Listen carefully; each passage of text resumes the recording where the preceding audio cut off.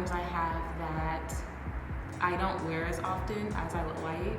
And it's not because I don't like them. I actually love these items, but I just can't fit them, or something is just off about them.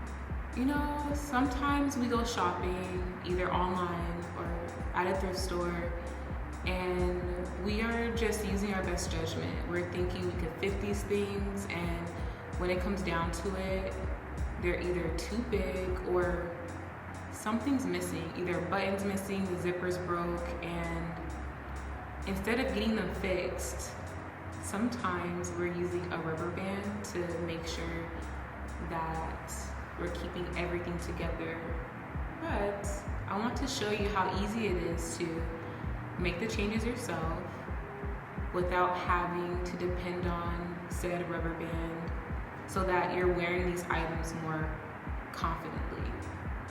The first top that I'm going to alter is going to be the easiest.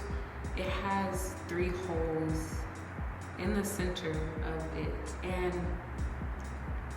honestly, I can't tell you what I think the design team was thinking with this design. I don't know. I'm happy that I was able to close it up, but I'm thinking I still might wear the shirt backwards, because this shirt is a great fit and it would be great to use this in the future for future designs, for a piece of clothing that has long sleeves and that contours me in a really nice way.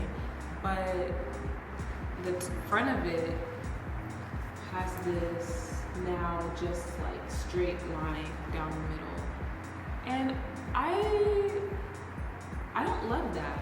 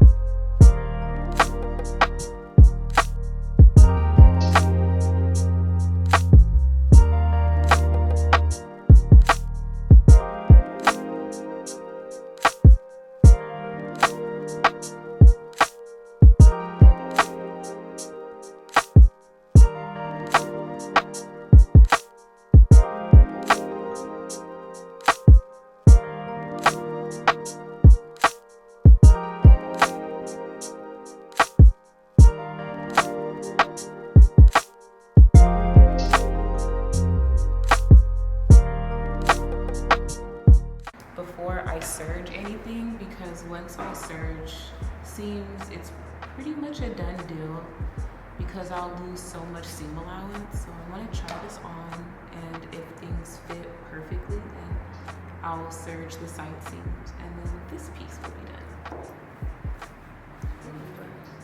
So it's looking, but let's test the zipper, because that's the whole point of doing this. Snug.